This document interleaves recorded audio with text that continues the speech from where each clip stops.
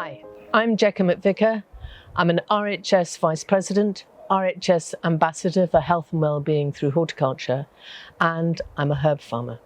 And today with me all the way from Cornwall has come the most amazing Michelin star chef, Nathan Outlaw, who not only is this stunning chef, he is also a brilliant gardener and grows all his own product for his restaurant, or nearly. Well, nearly all of it. Nearly all of it. Anyway, today I'm going to be talking about mint, especially for the RHS grow winter crops. Okay. And this is a wonderful thing to keep going through the winter, because I'm very greedy about fresh mint. I don't know about you. I am. I think it's fantastic. The smell of it and the taste of it. And there's so many different varieties as well. Yeah. This is the actual creeping rhizome, which is why you grow mint in a pot, which is to stop it rampaging all over the whole of your garden. Right. The trouble is, it makes a gap between the root ball, this is the root ball, and the rhizome. So when it rains, which happened in November-ish, this will rot. Okay.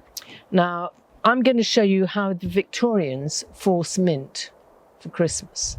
And I'm sure in your restaurants that you'll be wanting a good supply of fresh mint. Definitely, yeah. So if you put some compost in there, just Okay. a thin layer, Yeah. while I divide this plant. Now, having cut them back and you've got the new growth, what would you use mint for in the kitchen?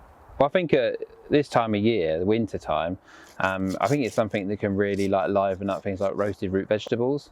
I think that people don't realise that you can use things like mint. They always associate it with more sweet things. I've divided it in half. So you can see in the middle here, we have very little root ball. Have a look at the middle. See, there's not much there. No. Everything is here.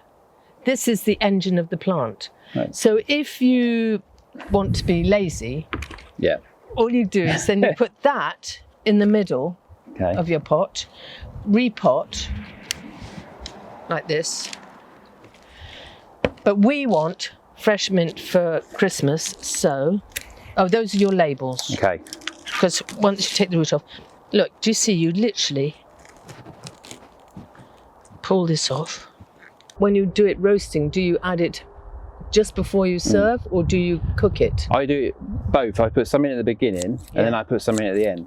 Oh, fantastic. I always have. So I think that usually when you're roasting things like vegetables, you always get some lovely sort of the sugars from the vegetables start to roast down. You could put a little splash of wine or whatever in there just to bring all that sort of flavour off the pan. If you add your mint into that at the end, it's just amazing.